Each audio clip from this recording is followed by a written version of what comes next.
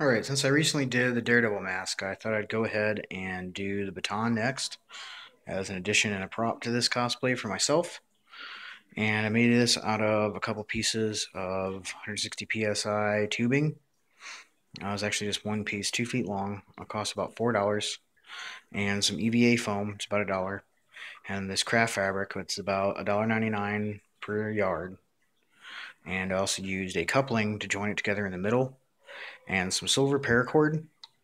I did paint it with an airbrush, but you can paint it with whatever you want, however you like. And I also used some Mod Podge, some super glue, some hot glue, and some contact cement.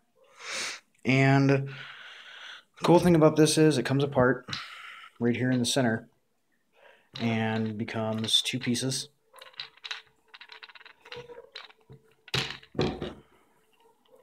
that then extend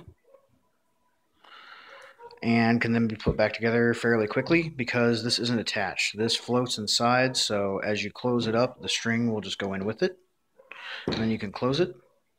And overall, this build didn't cost very much. It was about, I'm going to say $10, $15 on my part. And you'll see some stuff here that I bought initially in this opening clip here. It's going to be next, and I didn't end up using it. And as always, always check with your conventions or whatever you may be doing, your local and state laws as far as what you can and can't have. This whole entire assembly here weighs about 3-4 ounces, and I put the EVA foam caps on the end so that it wouldn't be super dangerous. But always be careful anytime you make any sort of weapon prop that you don't get yourself in trouble and that you don't hurt yourself or anyone else. Alright, some of the supplies you're going to need to make this billy club is some of this tubing here that I got. I'm going to pick this up at Lowe's. It's sold in 2-foot sections. This is 3/4 inch. And this stuff, I'm not sure what it's called. I just know it's 160 psi. And like I say, this is 3/4 inch. Comes in 2-foot lengths. But I already went ahead and sawed this in half.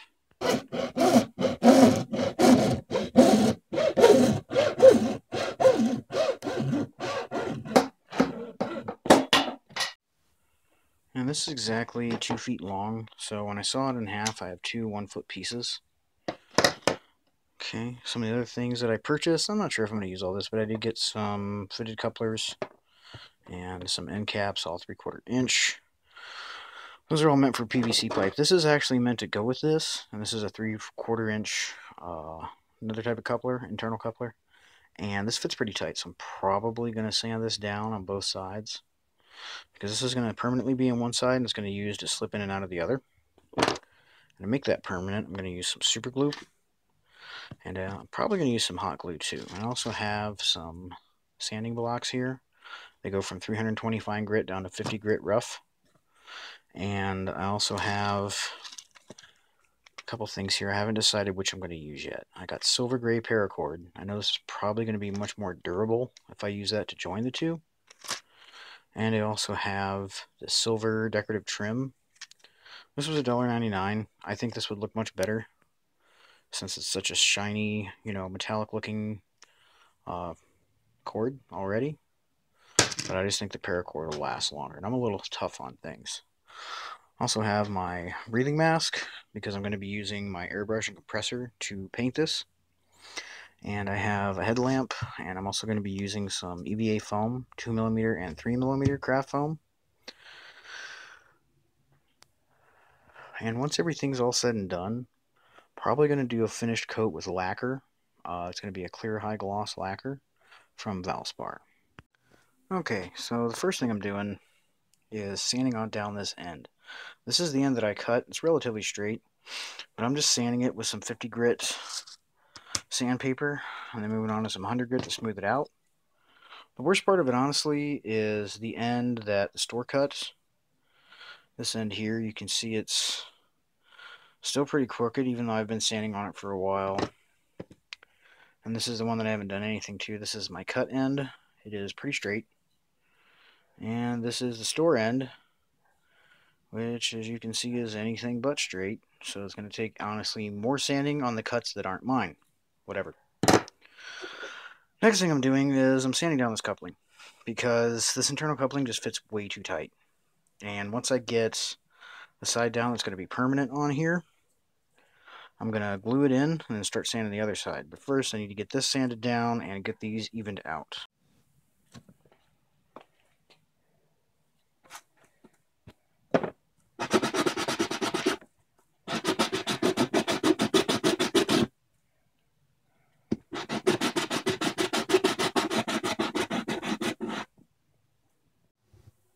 Alright, I've got my ends leveled off here, and I also went through and just did a rough sand on this with the rough grit sandpaper, and the reason why I did that is so anything I need to glue to it is going to stick a little better. Also sanded down inside as best I could, as far as I could, and you can see here on this coupler how flat this side is versus this side. This fits so tight that it was stretching this out and would have misshapen it. And really, this doesn't need to be waterproof or anything. I'm just gluing it in place. So I sanded it down enough that it fits in snugly, but not so that it's going to warp or misshape the actual tubing itself.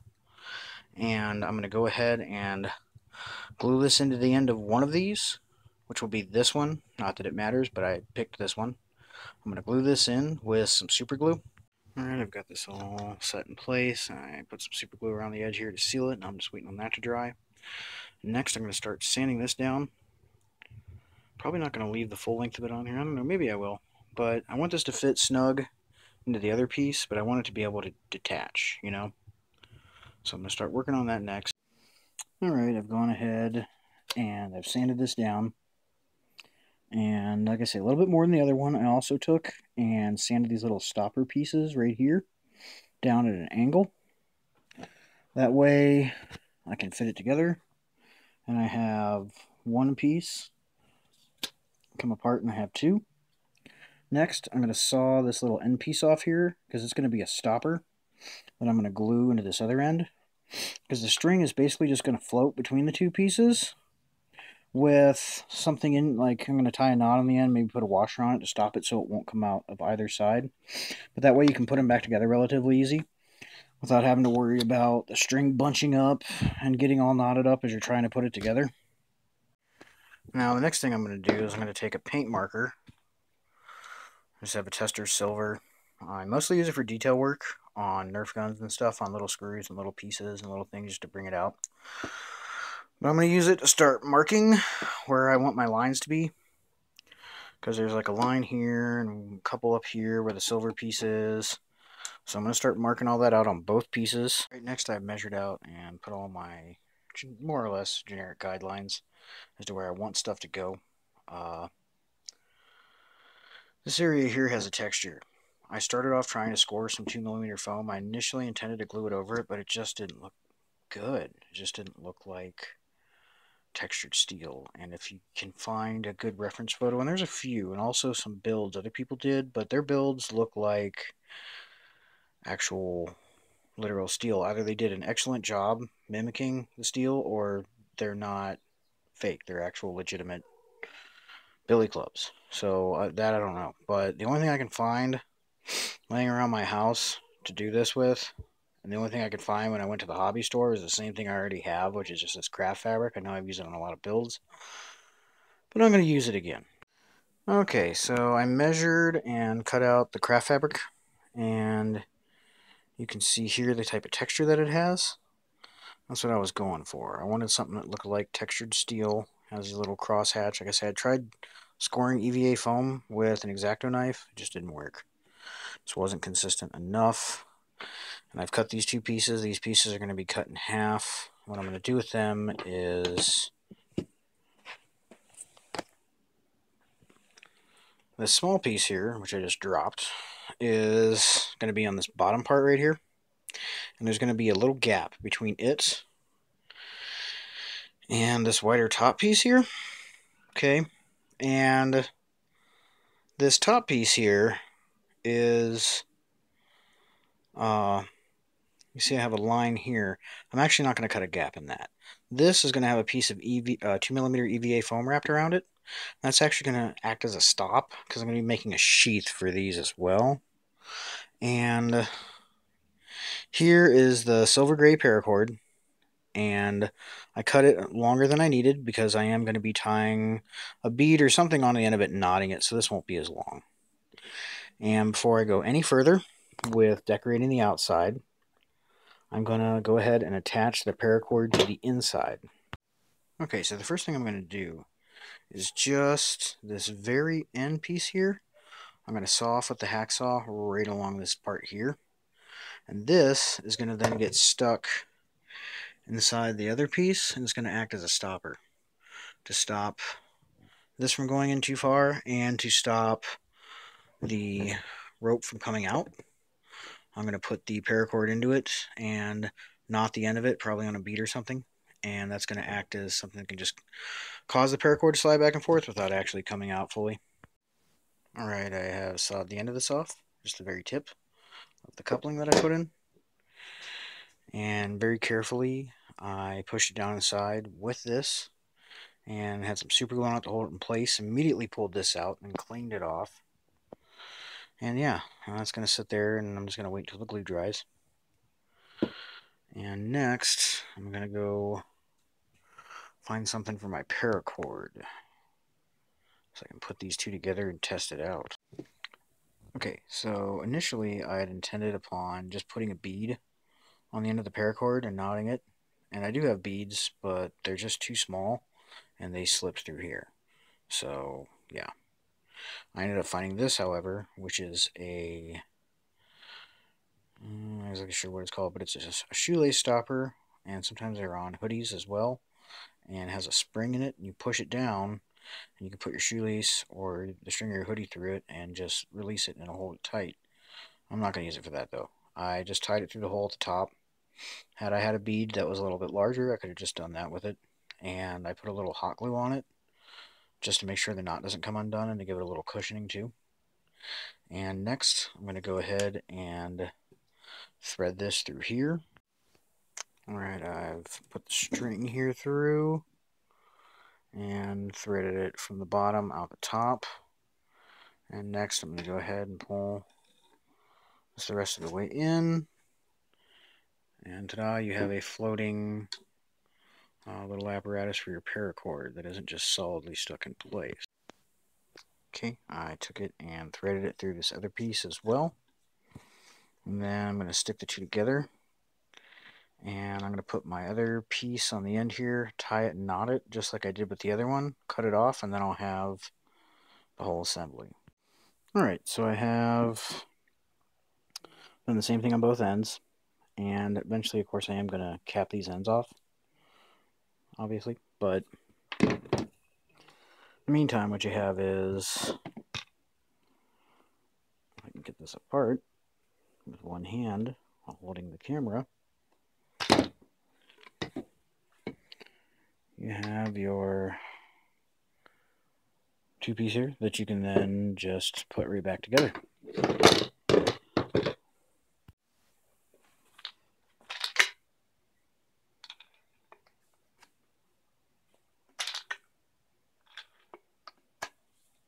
Voila. And if you're wondering why I'd go to all the trouble of having this, whole assembly here that slides in and out, well, if I just solidly attached them to each side, they're probably going to bunch up whenever I try to put this back together. And you notice how easily I could take it apart and put it back together. I don't want that paracord or string or whatever you use to get bunched up in there. You want it to be able to just go back in and close it. Alright, now that I've got all the main assembly done, I'm going to start gluing on some of my fabric here, some of the other decoration on the outside. I'm going to start at the bottom here with this piece, and using super glue, I'm going to glue it on, wrap it around, and then glue it together. Alright, I have the first section of this craft fabric glued on, and it looks pretty good. I did use latex, or not latex, it doesn't matter. I use gloves. Because of course this is fabric and the super glue does leak through it. I just simply put some on the tube and then wrapped this around it and then glued this edge here down. And yeah, now you got the textured looking surface. Alright, I've glued my fabric to the line here on both sides. And this super glue is really, really caustic. I did use gloves and they kept sticking to it. I kind of had to wring my hands around it and constantly, yeah, I cut my thumb really bad at work. Henceforth, duct tape, because Band-Aids, I don't use them. Anyways, so yeah, the stuff's highly caustic. It kept sticking to the gloves. It was really kind of a mess. But I just can't get this craft fabric to stick. Like I say, it has such a great texture.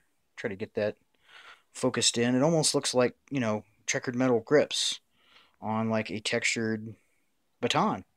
So I didn't know what else to use. I've used this in the last several build videos, but it works pretty good. And before I even found this at Hobby Lobby, or Pat Catan's or Joanne Fabrics, I've seen it everywhere. But before I found it there, I had some old grocery bags from Walmart and somewhere else, and they use the same exact stuff to make their cloth bags with. And I was using, you know, just leftover cloth bags. People were throwing them out, or do you want this? Or they would give me stuff, and they just give me it in the bag, and I don't use the bag at the store. I have one for that, but you know, I have all these extra ones. But yeah, I ended up finding this, and yeah, came out looking okay. Next, I'm going to cut some strips of EVA foam and glue them around here. Alright, I've cut out my strips of EVA foam, and I'm going to use some contact cement to glue them on. And of course, I'm going to be using some gloves and also a respirator. Right, I went ahead and cut, measured, and glued all the pieces on here. I also cut a circular piece and just used some super glue and put it in the end. And yeah.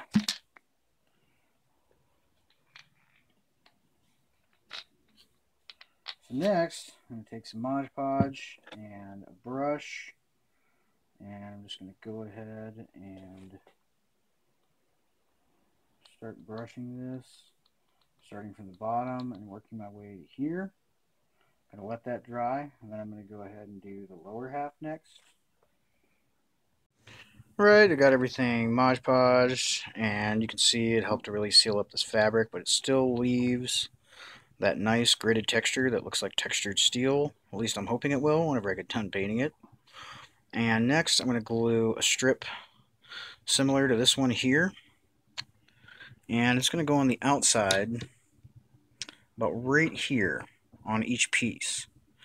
And what that's going to be for is, well, there's a raised ring on the prop piece itself that I was looking at from the actual TV show, but it's also going to act as a stopper, because the next video I'm going to do after this is going to be a thigh holster, where this is going to be disassembled in two pieces, and they're going to slide in, and both of those pieces are going to act as stoppers.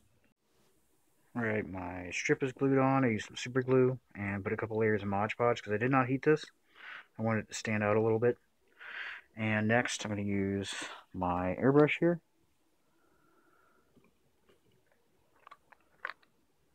And some black Testors Aztec opaque acrylic airbrush paint. And I'm going to start painting this up.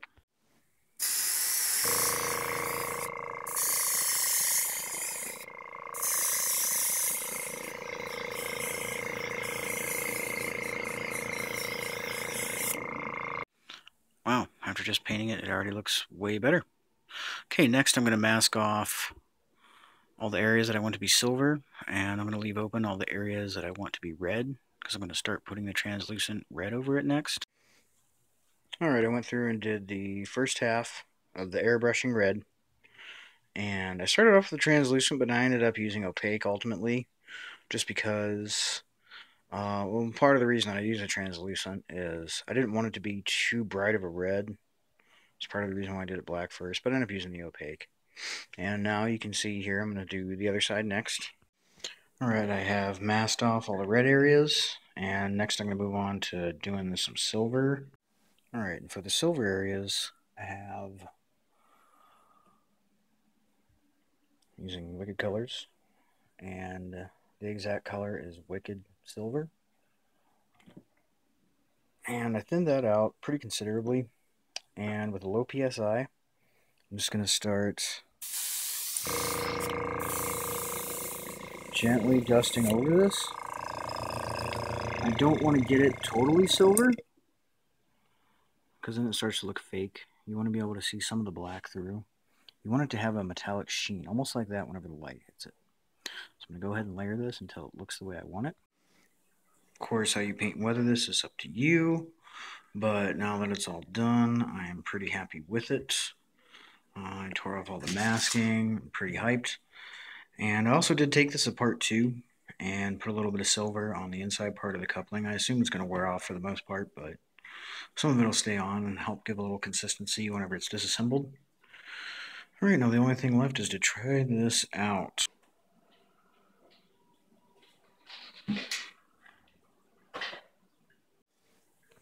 Alright, so after testing this out, it seems to work pretty good. It stays together whenever I swing it, as you saw in the video clip, at a pretty slow, light pace. And even spinning it slightly faster whenever you take it apart in its two-piece form, it still held up. So yeah, hopefully this video was helpful, and I hope that you enjoyed it and it gives you guys some ideas. And as always, thanks for watching, and if you enjoyed this video, please like and subscribe. Thank you.